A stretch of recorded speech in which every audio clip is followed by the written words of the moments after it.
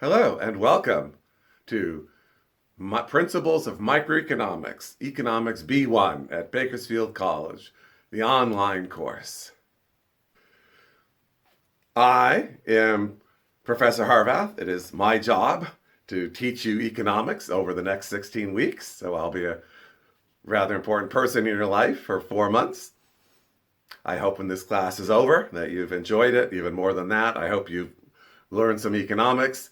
Maybe since this is economics, the best way to put it is I hope that at the end of this class you feel that you've gotten your money's worth.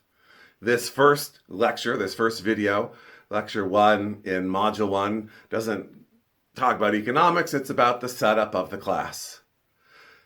There is more detail in the syllabus than what I'm going to say here, so you'll still want to be sure to read the syllabus, even after watching this lecture. And in fact, the first question on the first quiz is about the class setup, about something in the syllabus. So you'll want to be ready for that.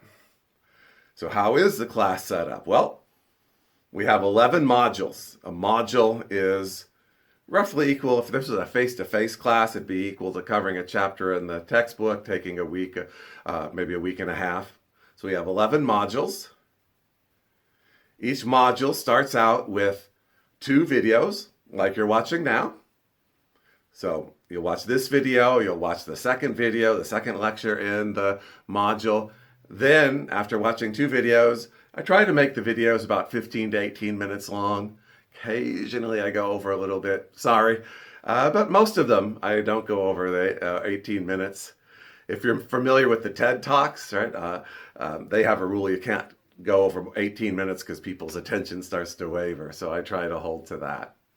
So you're going to watch 2 videos, then you're going to do the assigned reading from the textbook, and then you're ready for quiz 1. The quizzes are multiple choice on Canvas, and each quiz is worth 4 points. Usually that means 4 questions. So the default is 4 questions worth 4 points. You get 90 seconds a question, and that means 6 minutes for a 4-point quiz.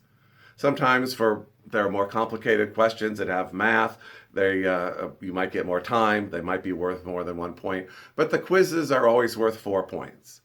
Then after you take that first quiz, you'll watch the next 2 lectures, do the assigned textbook reading, and then you'll take quiz 2. And then you will watch the next 2 lectures, do the assigned reading, and take quiz 3. And at that point, now you're almost ready for the module test at the end. The module test is 16 points. It is also multiple choice. It is also by default 90 seconds a question, though if there's a more complicated question, you may get more time to it. And the module test covers everything that's happened in the module. I say you're almost ready for the module test when you've watched the videos and done the textbook reading and taken the quizzes, because there is one more thing, and that is each module has a homework. Where the homework is varies within the module. The homework usually is a chance to practice a graph or a math problem before a test asks about it. So depending on which quiz is where that math or graph shows up, the homework will be before that quiz or that module test, so that you can do it, turn it in to me, and get it back corrected so any mistakes you make will not be repeated on the test. For doing the homework, in general, we're going to do, there's 2 different ways we're going to turn it in. You're going to turn it in. One is if it has a graph, you're just going to graph it out and take a picture and send it to me by email attachment. For homework that doesn't have graphs, then you're usually going to answer via Canvas text box.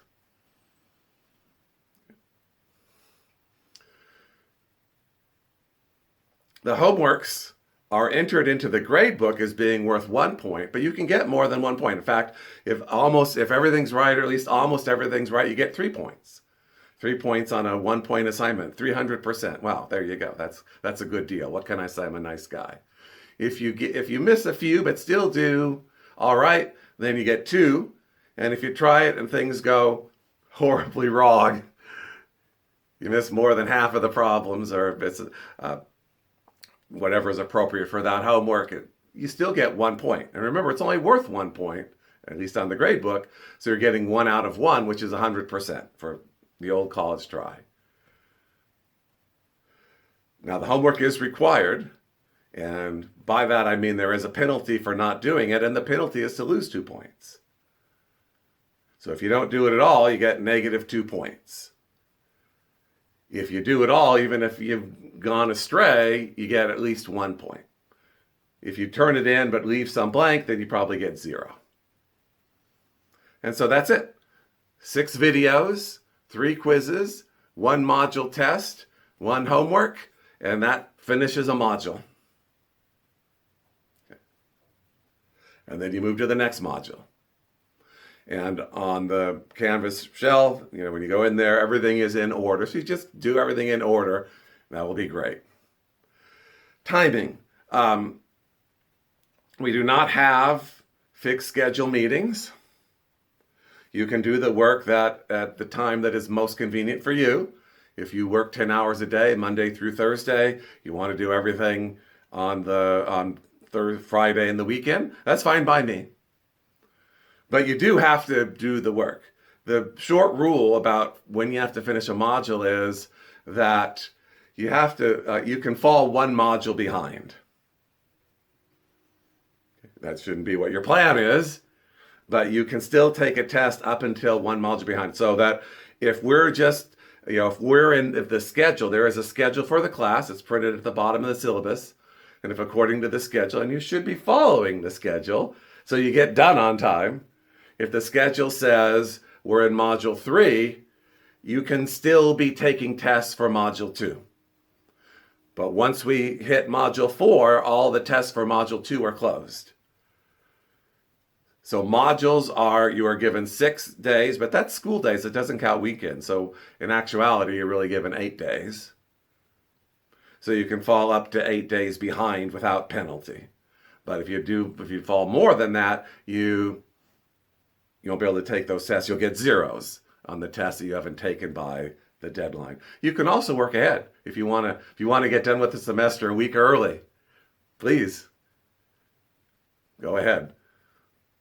So when we start by the calendar, we're on module 1. I will post modules 1 and 2. If you want to get into 2, that's great.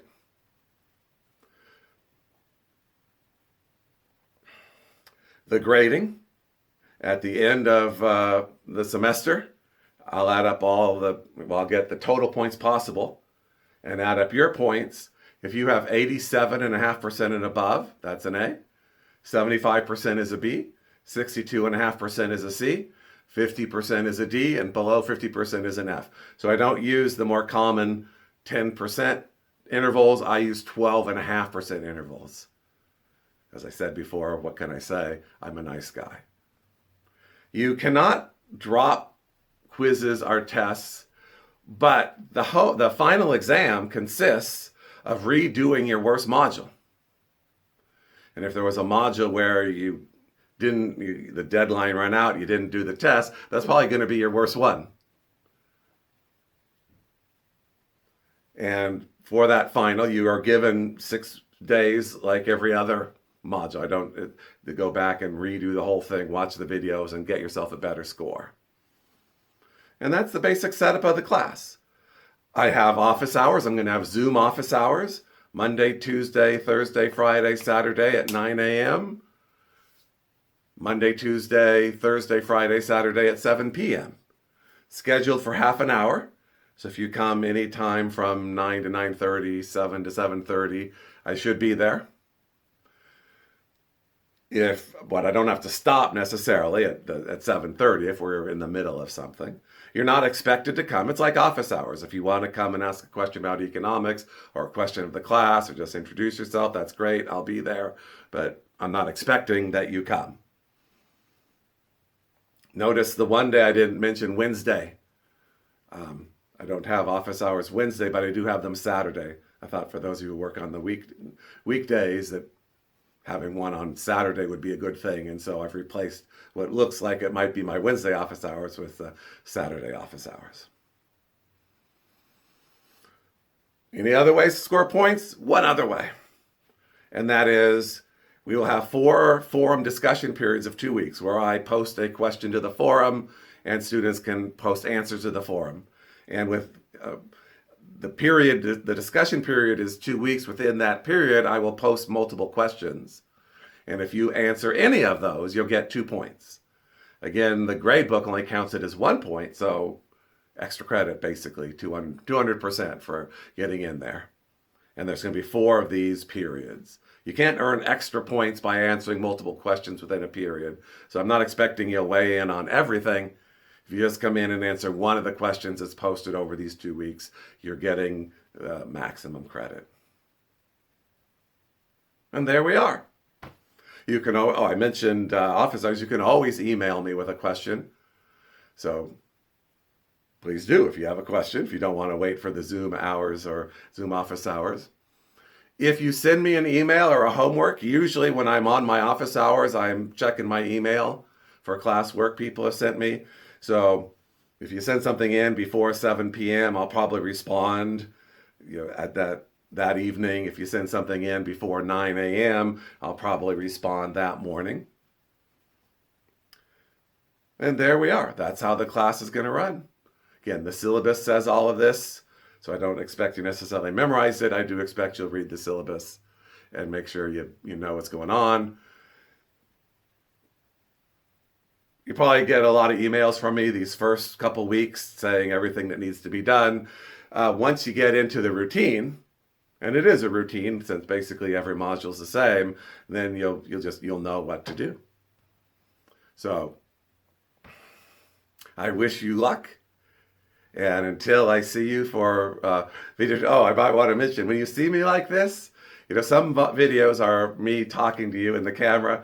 Other videos are me talking over PowerPoint. When do I talk over PowerPoint?